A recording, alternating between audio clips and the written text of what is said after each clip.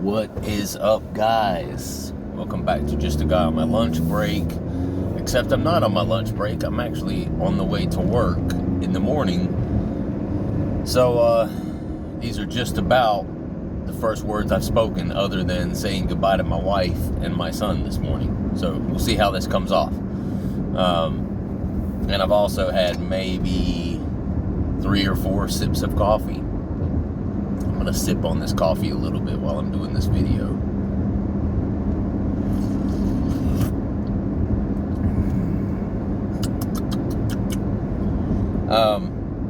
Day 13, no Kratom for me. Everything is about the same as it was.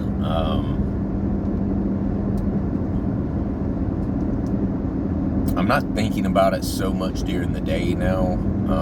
It's more so a evening time thing, because that was one of those things that I really enjoyed. When I got home in the afternoon, all my hard work is done. I've worked, I've had a good productive day at work, I've exercised, I've gone to the gym, everything, and then I get home, and what do? You reward yourself with a dose of Kratom, and I was accustomed to doing that. So being at home is still a little bit tough, a little bit of a trigger, I think, for me, because I just, I've reinforced that behavior in myself for such a long time now, for quite a long time. You do something difficult, or you do we think of it as difficult, but you do your everyday responsibilities that you're actually supposed to do as a human, or as an adult, or as a father, or as a mother, or as a brother, sister, son, daughter, whatever you are. And then we reward ourselves for doing what we're supposed to do. As addicts, that's what we do. Well, I did this, so let me treat myself to this. You've done so well, so let me treat myself to this. And I'm no different. So the evenings are definitely somewhat of a trigger for me. When I get home, I find myself thinking about it some, stuff like that. But I've just kind of been in autopilot mode. I'm making sure that I, pick my son up. He's walking around everywhere now, getting into everything. He's 15 months now, so he keeps me pretty busy. And after an hour and a half, couple of hours of spending time with him, chasing him around the house, or him chasing me, whichever the case is, I kind of lose myself in it, and I just forget about the whole Kratom thing, to be honest. One thing I want to talk about today, and with it being so early in the morning, I'm going to see how well I'm able to get this out. But I was at the gym yesterday, I digress. On my talk yesterday, I was talking a little bit about, admitting the first step in identifying, self-assessing and identifying that you have an issue with substances. And I was talking about why that first step is admitting, and the reason that in any NA or AA program, the first step is admitting. Well, the reason is very simple, and I'm sure you guys all know this, but if you don't yourself identify that you have an issue or that you have a problem, then you don't have anything to fix, right? There's nothing to fix, and it's not an issue or a problem for you, then what is the point in you addressing it? There's not one, right? So, and that's not me telling anyone or pointing at anyone and saying, you have a problem, you don't, that guy over there does, that girl over there has a problem. That's not me doing that, because I don't know any of you. That's the whole point. You have to know. It's not for me to know, it's for you to know.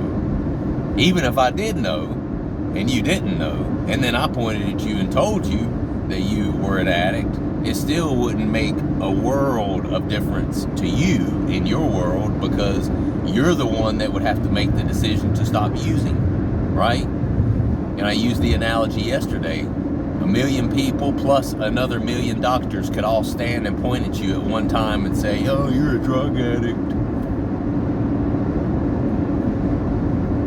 It's not going to matter to you, you know? I mean, unless you just believed them and took their advice and like, okay, yeah, I guess I am, and you did something about it. Otherwise, it's not going to do any good whatsoever, because you're still going to go and continue to use if you don't personally admit it and address the situation. So it really doesn't matter what anybody else says to you, right? But to expand on that, while I was in the gym yesterday, it occurred to me, you know, why they say that sobriety and staying clean. And for me, staying clean is specifically off of Kratom, off of opiates. I can't do opiates. Opiates always take me down this rabbit hole, a dark rabbit hole that I don't want to be in. That's ultimately where it always leads for me, right? And it occurred to me the reason that people say sobriety needs to be above everything. And then I started thinking about the construction of a home, the construction of a solid home, okay? And I started thinking about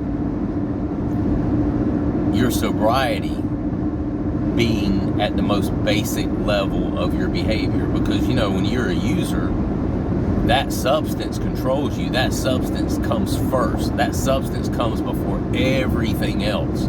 It comes before your family. Now, you might take care of your family, but if you're addicted to a substance, you damn well better believe that you're going to have that substance first before you go take your kid to soccer practice, or before you go coach the basketball team, or before you go pick your kid up from school or some sort of church or school function or whatever it is, you know, before you cook dinner to feed your children at night, you know. All of those things are going to come second to the substance if you are an addicted person. Now, let me be clear. If that substance does not come first, and you're a person who might use the substance, dabble in it a little bit, but it doesn't come in front of your children. You don't have to have that to function to go to work. You don't have that to function when you first get up in the morning. You don't have to have it to function, you know, when you're with your activities at home, taking care of your children and whatnot. You may not be an addict. That substance may not be controlling you, and therefore I may not be talking to you. But if you are a person who is truly an addict, that there's a hierarchy. There's the foundation, there's the basic level of your behavior, and right there within that is that substance, right? And then everything else that you do, life, family, job, friends, whatever, comes after that, comes on top of it, right? So I started thinking of your life as a house being built, right?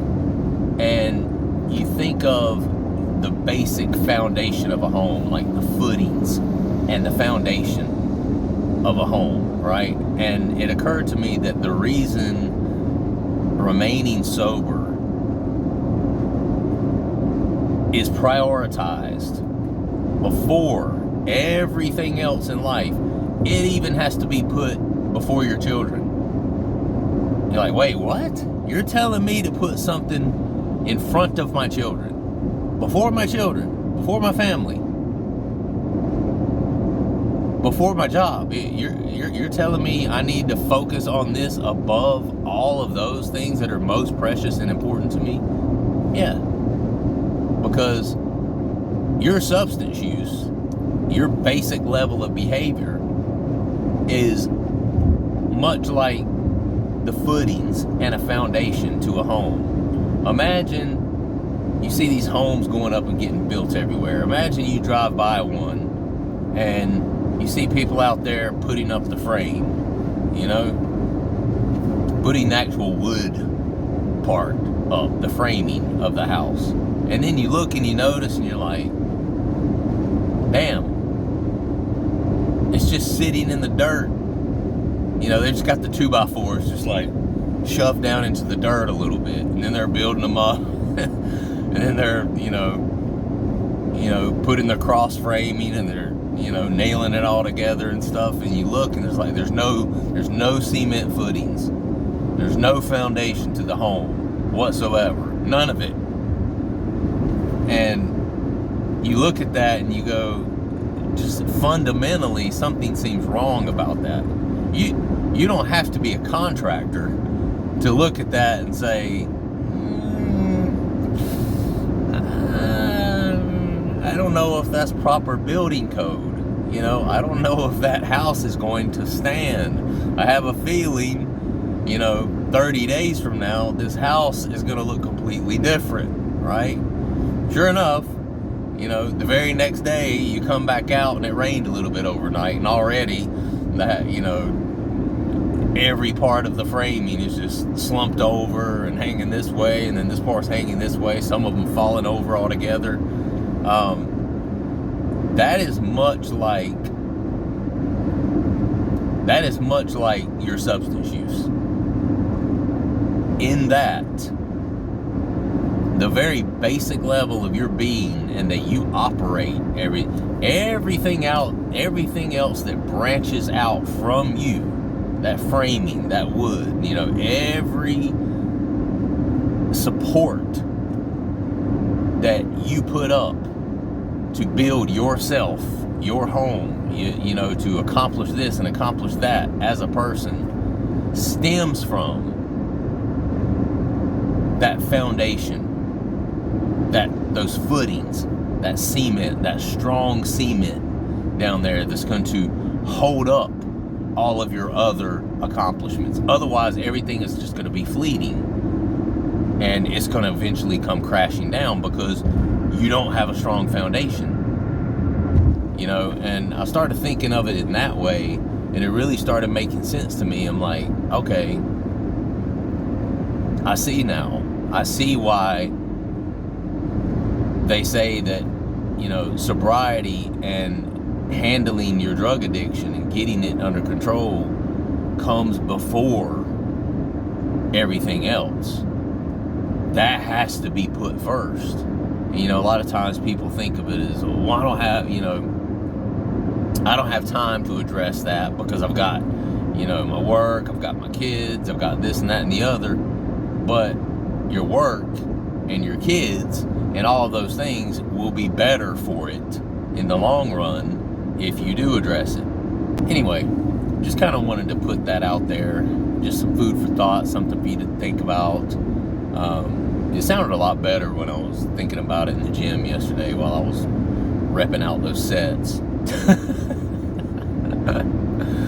There were some key points that just hit me like a ton of bricks when I was in the gym, and I was like, oh yeah, that's good. And then of course I forgot a couple of them while we were in here. But hopefully I kind of hit at least around it, you know, to where you guys get the basic idea of what I'm saying. You know, that is why sobriety has to be the first most important thing, because if it's not, everything else that you do is being built on a shaky foundation. That shaky foundation is you, right? That's the point. That's the point here. So then your job, your family, you know, all of these other things that are an extension of you and an extension of your life will start to falter. You understand? Because you are not strong. You, the foundation of your own life, are weak, or frail, okay? Or vulnerable, right? All of those things. Volatile, whatever you want to call it. That's it. All right, guys. Day 13, feeling okay, sleeping okay, Although I still wake up at least once a night in the middle of the night with kind of this sort of adrenaline spike. I'm not sure where that's coming from or why, but I just, you know, it's my brain chemicals. It's going to take them a while to get themselves fixed and worked out. And yeah, pulling for all you guys out there. Appreciate all of your guys' support throughout this process for me. And yeah, that's where I'm at. So I'm going to go ahead and hop off here. Hope you guys have a wonderful, wonderful day. I will see you on the next episode. Oh yeah, and like the video, subscribe, and tell your own story. All right, see you guys later. Peace.